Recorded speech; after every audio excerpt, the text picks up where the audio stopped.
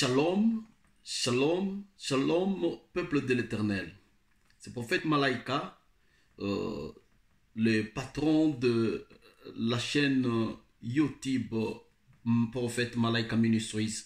Je suis là dans vos maisons pour devoir parler avec vous autour d'une parole très importante écrite dans la Bible, dans le livre des 2 Corinthiens, chapitre 12, verset 7 jusqu'au verset 10e.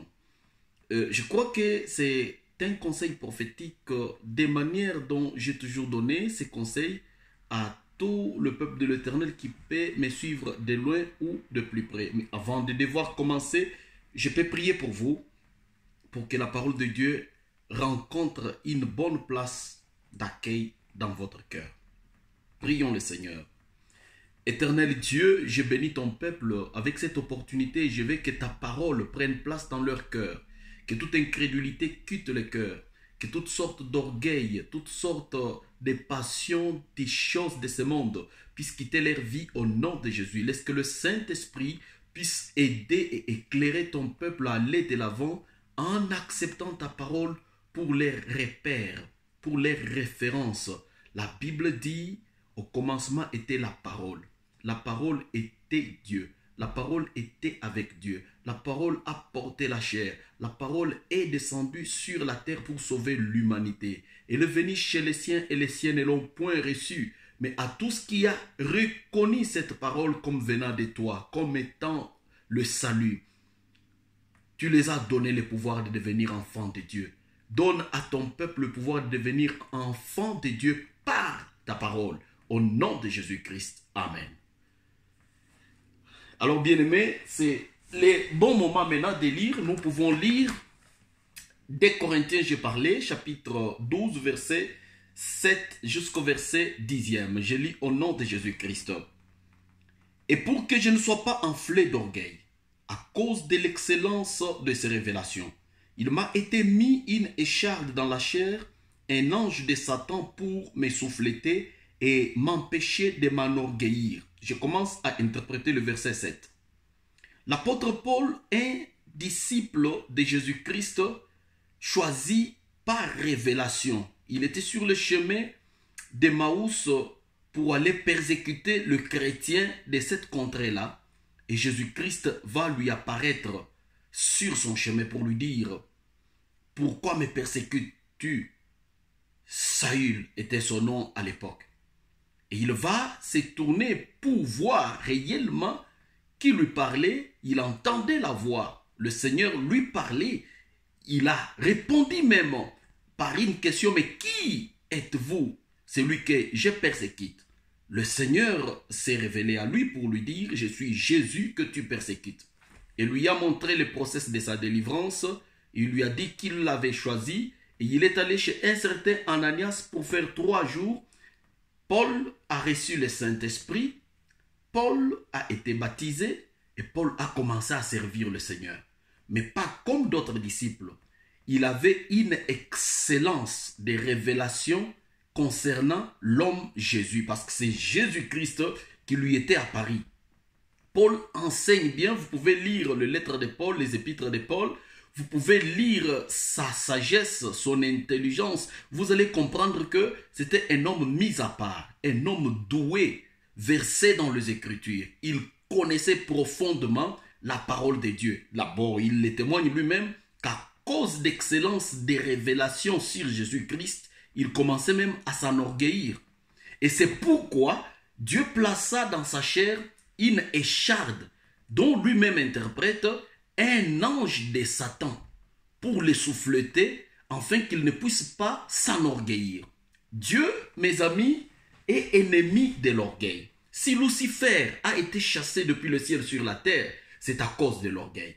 L'orgueil précède la chute, mais l'humilité précède la gloire. Lucifer, dans le ciel, avait été précipité par un ange de Dieu, sous l'ordre de l'Éternel, chassé à cause de son orgueil.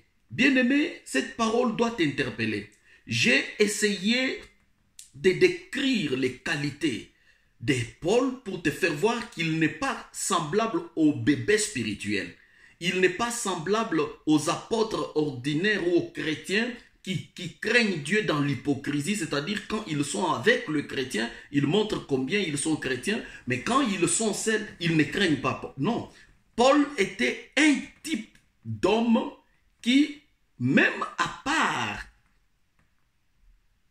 les disciples de Jésus-Christ, vous allez comprendre que vraiment cet homme était choisi par Dieu.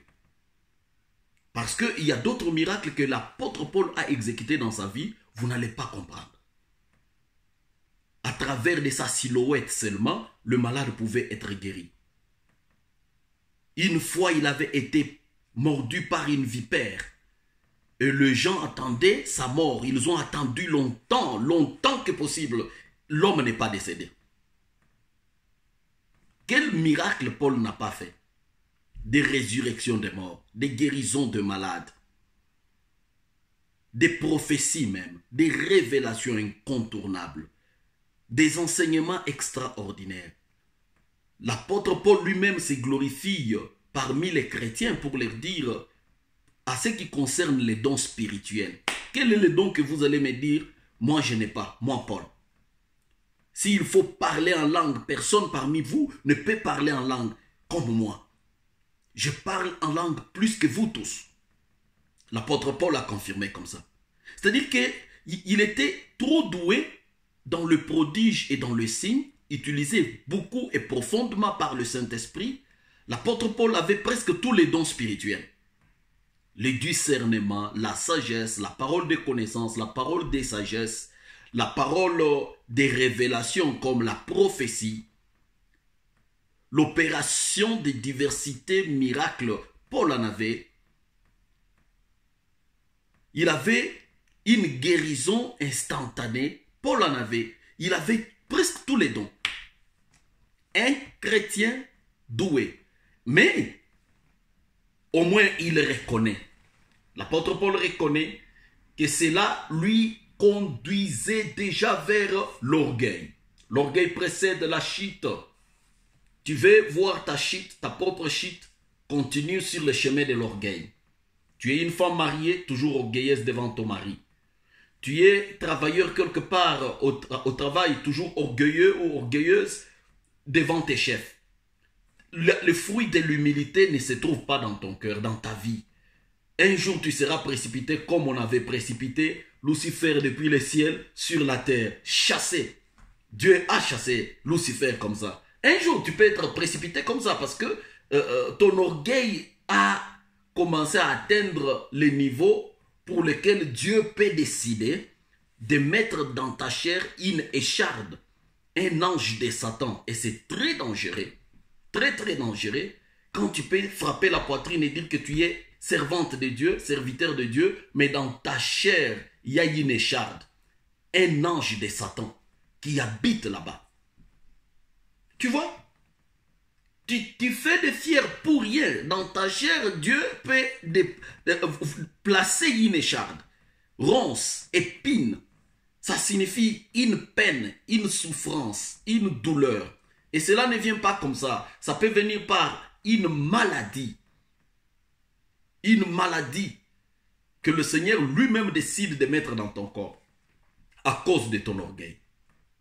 Tu vois ce que l'orgueil attire. Il est grand temps, bien-aimé dans le Seigneur, pour toi de te décider. Décide-toi. Cherche la face de l'Éternel. L'apôtre Paul, si je l'ai trop décrit, c'est pour te dire que vous n'êtes pas de la même manière ou sur le même trempe, sur le même calibre spirituel. Mais il a reconnu qu'il était orgueilleux. Ça, c'est un point très important.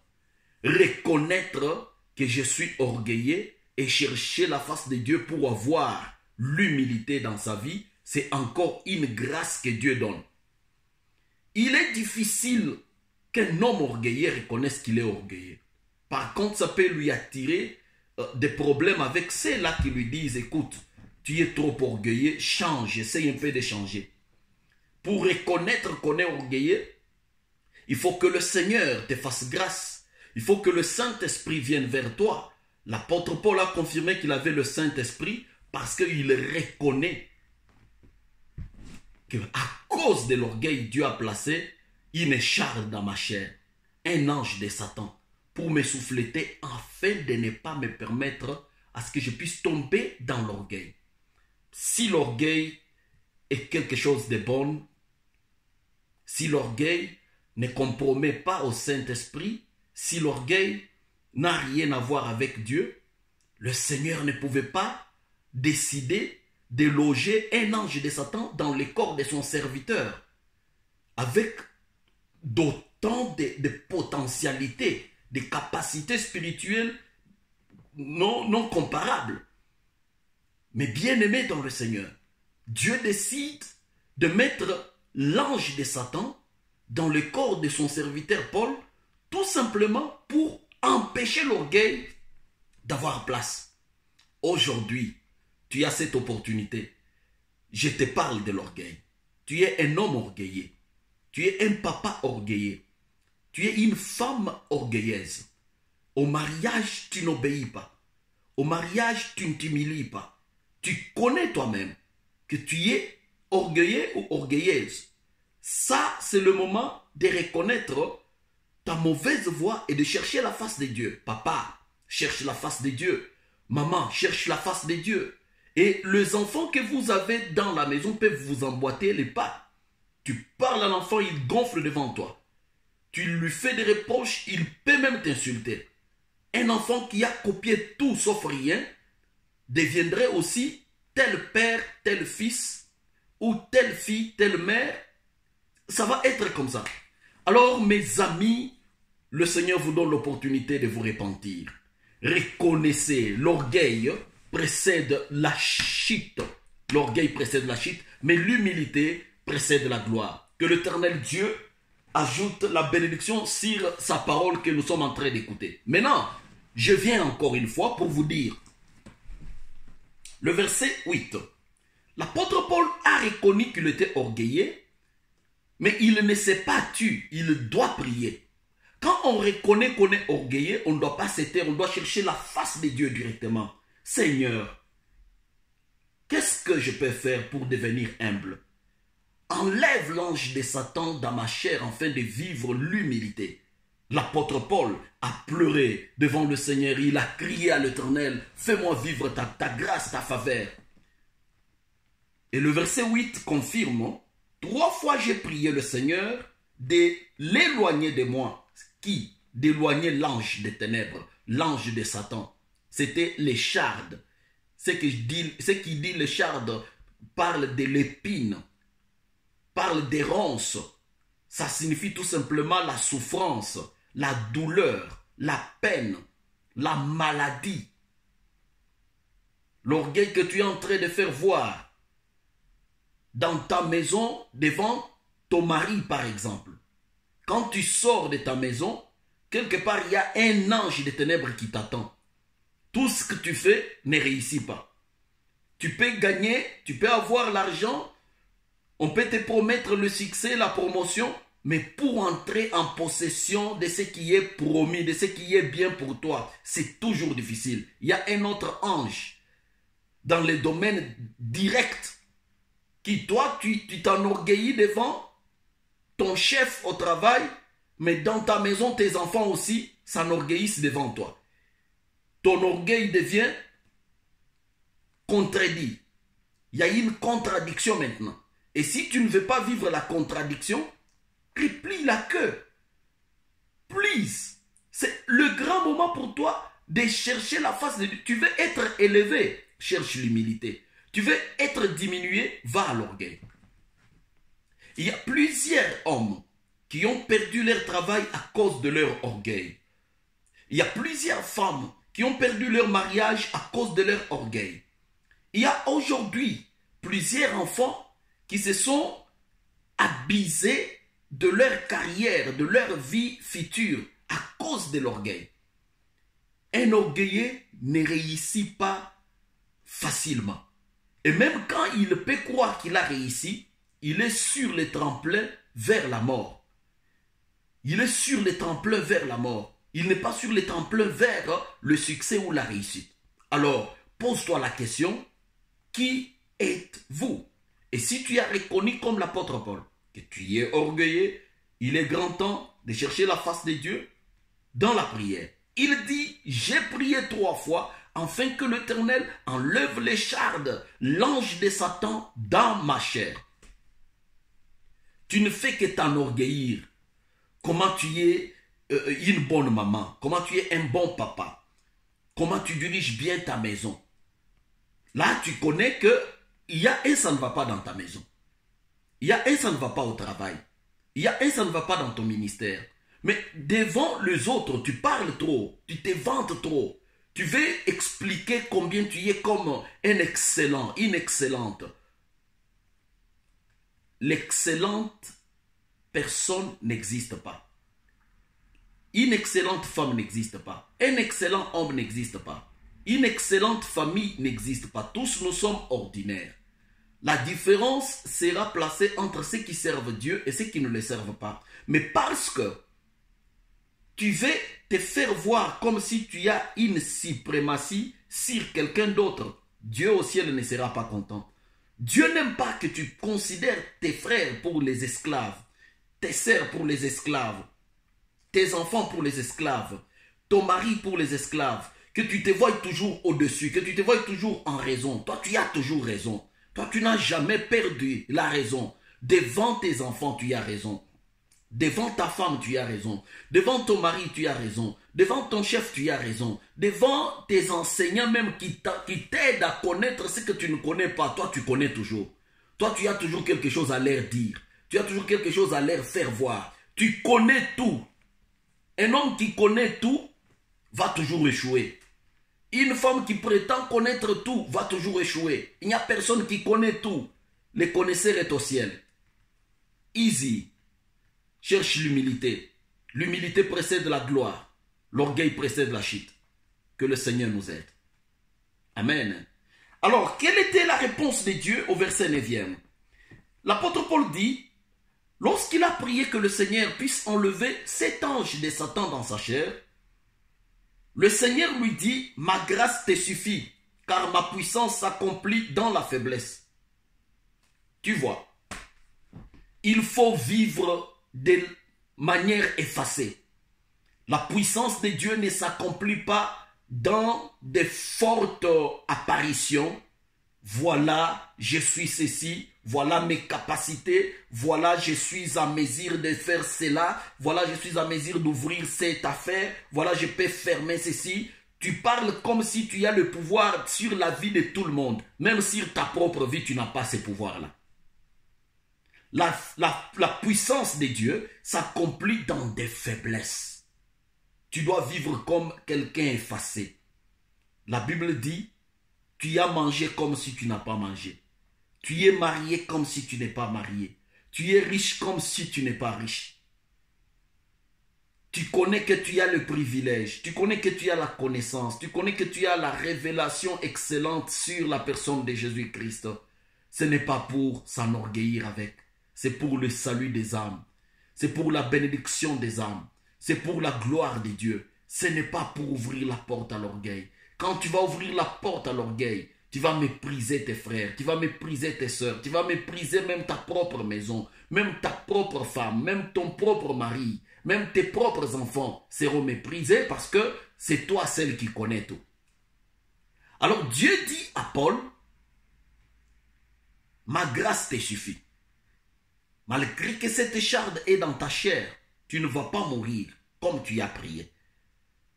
Je l'ai placé tout simplement pour te tirer vers le bas lorsque tu veux aller plus haut dans la chair. Ne gonfle pas devant Dieu parce qu'il va toujours te tirer vers le bas. Alors, c'est une occasion pour toi, bien-aimé dans le Seigneur, de suivre le chemin du Seigneur et de le servir lui seul. Tu ne peux pas servir Dieu tout en étant orgueilleux. Non. L'orgueil, c'est un péché. L'orgueil a commencé au ciel avec le diable, je me répète. Et je te le répète aussi pour te dire que à cause de son orgueil, il avait été précipité sur la terre. Si tu veux quitter les hauts niveaux pour le plus bas niveau, continue à être orgueilleux. Tu verras que hier, tu te mettais sur une chaise, sur un fauteuil. Aujourd'hui, tu commenceras à t'asseoir même au sol, par terre. Que l'Esprit du Seigneur nous aide. Je parle à quelqu'un qui veut l'humilité pour sa gloire, pour son élévation, pour sa bénédiction. Tu veux l'humilité, crois-moi, que Dieu veut aussi rencontrer un homme humble, comme son fils Jésus. La Bible dit, parce que il s'était humilié jusqu'au plus bas niveau, lorsqu'il est venu sur la terre. L'endroit où il va être né, c'est dans le camp de berger et dans la bergerie même. Là où il y a élevage de moutons. Le berger ont leur petite maisonnette et Jésus-Christ ne va pas choisir un hôpital lambrisé pour venir au monde. Il accepte de naître là où le bétail sent de mauvaises odeurs, là où des brebis, des moutons sont là. Jésus était né, oublié, effacé, confondu. Et c'est dans des faiblesses que le Seigneur fait briller une étoile de quelqu'un. Il était dans cette bergerie-là, mais regardez que son étoile a brillé au ciel. Et le mage, les hommes de connaissance ont distingué l'étoile pour dire, ça ce n'est pas une étoile, ça ce n'est pas une satellite, ça ce n'est pas le genre des étoiles naturelles que nous voyons, ça c'est une spécialité. Et cette étoile a un message. Et oui, ils avaient été révélés par Dieu pour leur dire, suivez l'étoile. Et ils n'ont pas suivi l'étoile à un hôpital clinique extraordinaire, sophistiqué, lambrisé, non, jusqu'à la bergerie, là où était l'élevage des brebis, des moutons. Et c'est là qu'ils vont trouver un petit enfant emmailloté. Et ils vont donner un témoignage extraordinaire devant le parent de l'enfant pour dire, écoutez, cet enfant ici, c'est le King of Kings. C'est the Lord of Lords. L'enfant que vous avez ici, c'est le roi des rois, le Seigneur des seigneurs. Ah, Marie regarde Joseph, Joseph regarde Marie, dit, c'est vrai, oui. Voilà, dans des faiblesses, le Seigneur augmente sa gloire. Dans des faiblesses, effacez l'orgueil devant toi, bien-aimé. Tu ne vis pas bien. Tu ne vis pas bien. Si tu as payé une chaussure neuve, il faut que tous les quartiers puissent en savoir. Et si d'abord tu es comme ça au niveau des chaussures, à combien plus forte raison le diable ne pourrait pas te tenter quand tu commenceras à payer des véhicules? À combien plus forte raison tu ne seras pas tenté parce que tu veux faire voir ta richesse même aux gens qui ne sont pas concernés. Alors bien aimé, ton véhicule c'est ton moyen de transport, ce n'est pas une occasion pour toi de t'enorgueillir. Tes maisons c'est pour toi et pour ta famille. Ce n'est pas une occasion pour toi de s'enorgueillir. Bien-aimé dans le Seigneur, tu fais de belles affaires, tu as un bon travail, oui. Ferme ta bouche, continue à faire pour glorifier Dieu. Ce n'est pas un sujet pour toi de te glorifier. La puissance de Dieu se manifeste dans des faiblesses. Ça signifie dans l'humilité. Ça signifie je vis comme effacé. Je suis toujours doux. Je ne me vante pas, je ne parle pas trop. Celui qui parle trop beaucoup ne manque pas aussi le péché. Alors pour terminer ces conseils prophétiques, je vais lire le verset 9 jusqu'à la fin. Et je vais entamer même le verset 10e.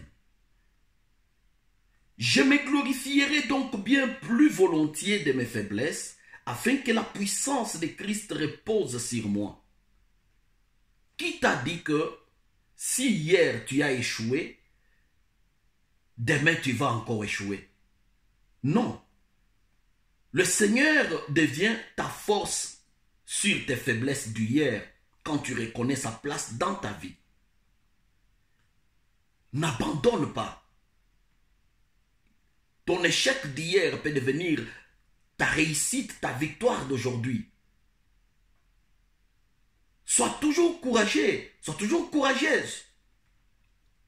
Et évitons seulement à s'éventer, à s'enorgueillir. Nous allons risquer avoir chassé même Dieu sur les trônes de nos cœurs.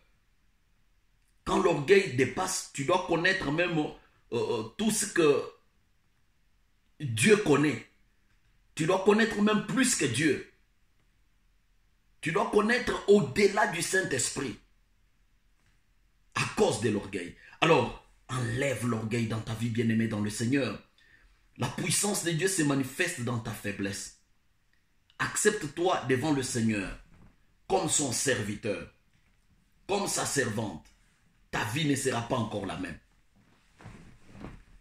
Ta vie ne sera pas encore la même. Et pour terminer, le verset 10e, c'est pourquoi je me plais dans les faiblesses, dans les outrages, dans les calamités, dans les persécutions, dans les détresses, pour Christ, car je suis faible, c'est alors que je suis fort. Ah, wonderful. Ça, c'est extraordinaire. La Bible dit que le faible dise, je suis fort. Est-ce qu'il y a quelqu'un qui peut reconnaître qu'il est faible et qu'il ne puisse pas faire l'hypocrisie devant les autres pour leur dire non, non, non, non, non, je ne suis pas faible. Non. Si tu es faible, reconnais que tu es faible, mais dans la foi, tu peux changer la faiblesse dans une bonne position. Que le faible dise que je suis fort. Je suis fort. Que le malade dise je suis guéri. Je suis guéri. La puissance de Dieu se manifeste dans des faiblesses. Et tu es faible, c'est alors que tu es fort. Qu'on ne se moque pas de toi. Enlève l'orgueil sur ton chemin. Détruis toutes sortes de portes qui te donnaient accès à l'orgueil. Si c'était l'argent, je détruis cette porte-là. Tu continueras à avoir l'argent. On n'a pas détruit la porte pour la prospérité financière dans ta vie. Tu dois continuer à avoir l'argent, mais il y a les démons des mamans sur l'argent. Maman peut te donner un esprit d'adorer l'argent, de se moquer des pauvres qui n'ont point l'argent.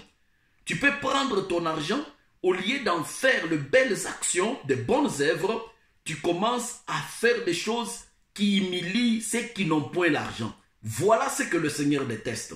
Alors, que la porte des mamans devant toi soit bloquée au nom de Jésus-Christ de Nazareth. Ton argent est une bénédiction pour l'église corps du Christ, une bénédiction pour ta maison, pour ta femme, pour ton mari, pour tes enfants. Ton argent n'est pas une malédiction, une humiliation pour les autres. Que Dieu nous aide. Que le faible dise je suis fort. Sois fort, sois forte. Dieu est avec nous et il peut nous faire du bien. Alors garde ton état spirituel avec humilité.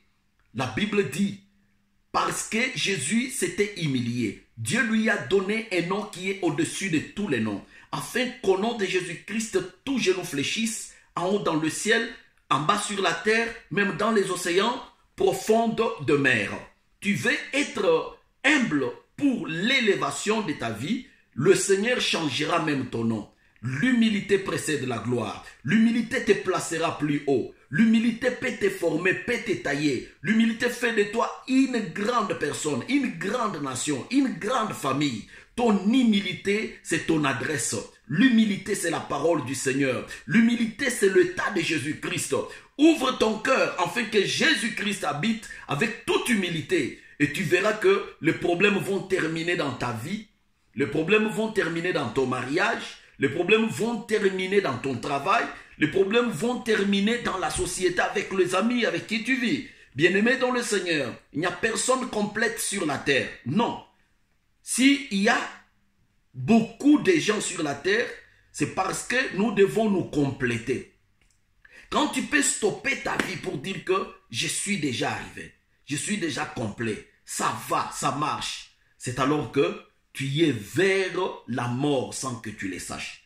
Tu y es vers la porte de l'ignorance, de l'échec terrible de ta vie. Aujourd'hui, si tu entends cette parole, n'endurcis pas le cœur. L'ennemi de ta vie, c'est l'orgueil. L'ennemi de ta gloire, c'est l'orgueil. L'ennemi de ton succès, c'est l'orgueil. L'ennemi de ta victoire, de ta réussite. L'ennemi de ton bonheur. L'ennemi de ton mariage. L'ennemi de ton travail.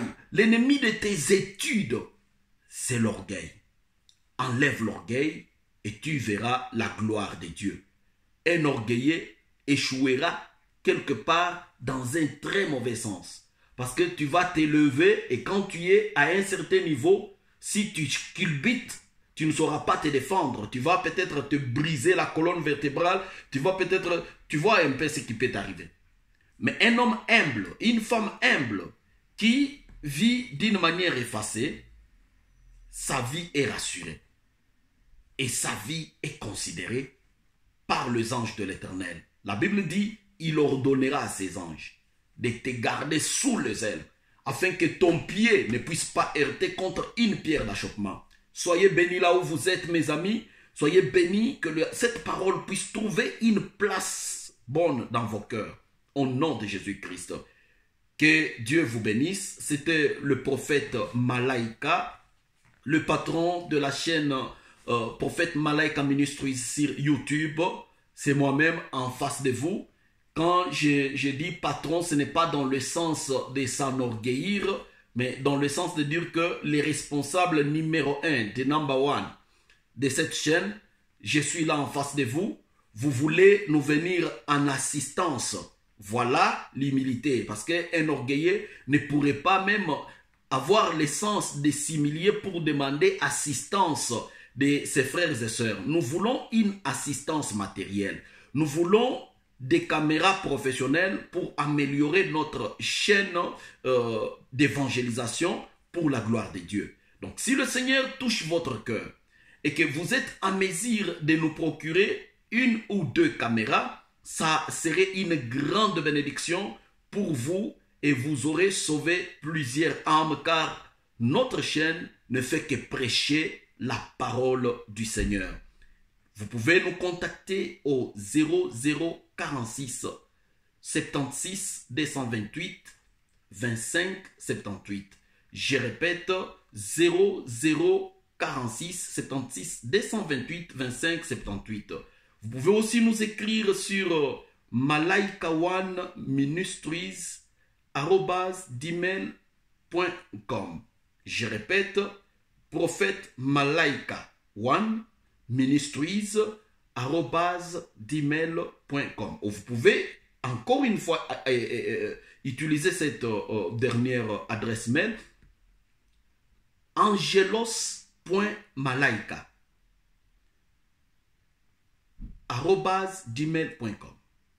angelos.malaika@gmail.com.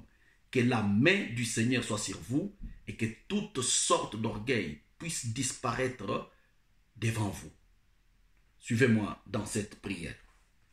Seigneur, l'humilité précède la gloire. Je recommande ton peuple qui a écouté cette exhortation entre tes mains. Je veux que tu leur sauves la vie. Je veux que tu leur délivres de tout emprisonnement de l'orgueil.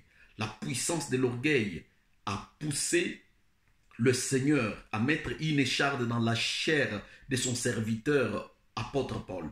Je veux que l'Éternel Dieu, qui avait chassé Lucifer au ciel à cause de son orgueil, puisse chasser l'orgueil dans nos vies. Seigneur, détruis, neutralise la puissance de l'orgueil. Chasse l'ange de Satan, l'ange des ténèbres. Enlève l'orgueil dans nos vies au nom de Jésus-Christ. Menace l'orgueil dans nos vies au nom de Jésus-Christ.